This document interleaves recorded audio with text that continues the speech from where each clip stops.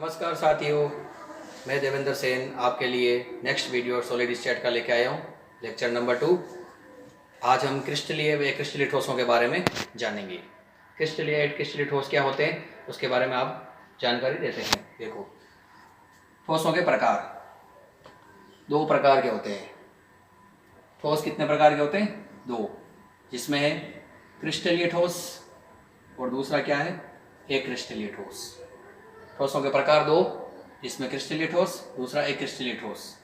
पहला क्रिस्टलीय ठोस, जिसके बारे में क्या होता है, इसकी ज्यामिति क्या होती है? निश्चित होती है। क्रिस्टलीय ठोसों की ज्यामिति निश्चित होती है और अक्रिस्टलीय ठोसों की ज्यामिति अनिश्चित होती है।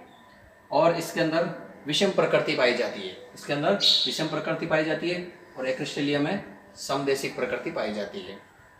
इसमें ये वास्तविक ठोस होते हैं और ये क्या होते हैं? आभासी ठोस होते हैं। इनकी कणों की व्यवस्था कैसी होती है? दीर्घपरासी व्यवस्था होती है और उसमें क्या होती है? लघुपरासी व्यवस्था होती है। इनका गलनांक निश्चित होता है और इनका गलनांक अनिश्चित होता है।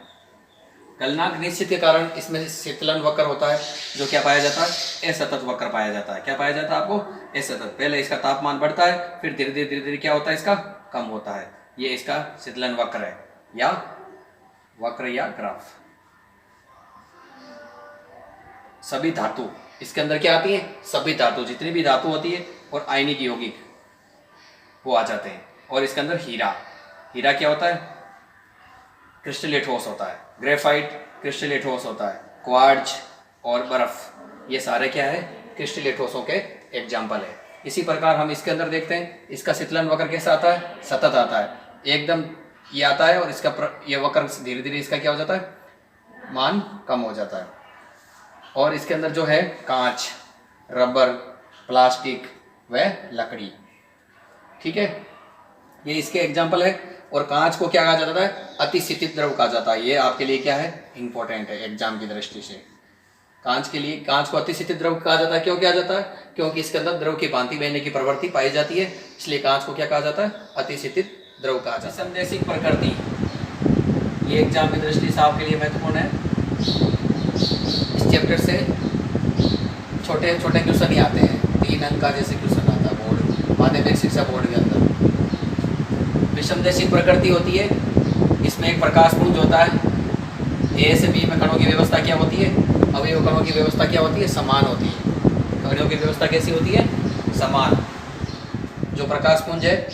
और इसमें सी से डी अवयव कण कैसे होते हैं? एकांतर क्रम में, जिसमें कणों की व्यवस्था क्या होती है? असमान होती है।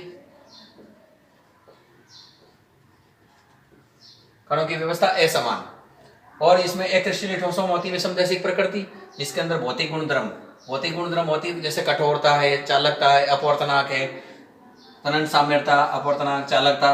इनका सभी का मान विभिन्न दिशाओं में क्या होते हैं? अलग अलग होता है। विभिन्न दिशाओं में इसका मान क्या होता है? अलग अलग होता है। और इसी गुण को क्या बोलते हैं हम? विषमदेशिकता का गुण कहते हैं। इसमें क्या है? इस तरफ देखो, कणों की व्यवस्था असमान है सी से डी तक, और इसमें कणों की व्यवस्था क्या है? समान है। तो इसमें ए में और लेकिन सभी दिशाओं में देखते हैं तो इन कणों भौतिक गुण धर्मों की वजह से क्या होता है? अवयव कणों की व्यवस्था क्या होती है? असमान होती है।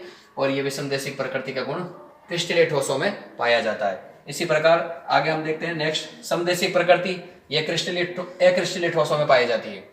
और इसमें कभी अवयव कणों की संख्या कोई क्या होती है? निश्चित नहीं होती है। अवयव कणों की निश्चित व्यवस्था नहीं होने के कारण भौतिक गुणधर्म में मान सभी दिशाओं में क्या होते हैं? एक समान होते हैं। कैसे होते हैं? एक समान होते हैं। और फिर हम विभिन्न बंधों के आधार पर ठोसों के प्रकार पढ़ते हैं। पहला है आणविक ठोस, दूसरा है धात्विक ठोस, और तीसरा है आयनिक ठोस, और चौथा है सहसंयोजक ठोस या नेटवर्क ठोस। और ये 4 प्रकार के क्या होते हैं? विभिन्न बलों के आधार पर कितने प्रकार के होते हैं? 4 प्रकार के होते हैं, जिसमें आणविक ठोस, धात्विक ठोस, आयनिक ठोस एवं सहसंयोजक ठोस या आणविक ठोस। क्या पढ़ते हैं हम? आणविक ठोस। और इसको भी हम 3 भागों में बांटा गया है, जिसके अंदर ए ध्रुवीय आणविक ठोस, दूसरा ध्रुवीय ठोस, और तीसरा है हाइड्रोजन अबंध। 3 प्रकार के होते हैं, जिसमें ए ध्रुवीय के अंदर ये अणु और परमाणु में होता है। किसमें होता है? अणु व परमाणु में।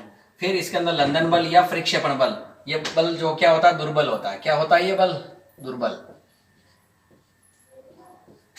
ये बल होता है लंदन बल या परिक्षेपण बल दुर्बल होता है, जो अध्रुवीय अणुओं, अध्रुवीय आणविक ठोस में पाया जाता है। फिर आता है इसकी प्रकृति कैसी होती है, मुलायम होती है। इसकी प्रकृति कैसी होती है, मुलायम। और ये विद्युत के क्या होते हैं, कुचालक होते हैं। और गलनांक इनका निम्न होता है। अब इसके जैसे अध्रुवीय ठोस आणविक के एग्जाम्पल है आर्गन, CCl4 यानी carbon tetrachloride, carbon dioxide, hydrogen मतलब I2 आयोडीन और क्लोरीन, ये इसके सभी क्या है, एग्जाम्पल है।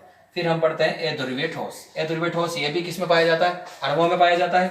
और इसके अंदर द्विध्रुव आकर्षण बल पाया जाता है। ये कौन सा बल पाया जाता है इसमें, द्विध्रुव आकर्षण बल। और ये मुलायम होता है। और ये भी विद्युत के क्या होते हैं, कुचालक होते हैं।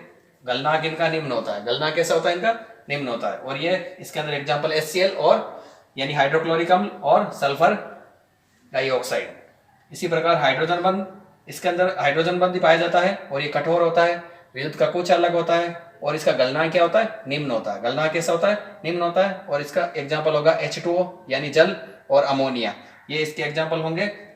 आपको अगर ये वीडियो अच्छा लगा हो तो इसको लाइक कीजिए, शेयर कीजिए, सब्सक्राइब कीजिए। धन्यवाद।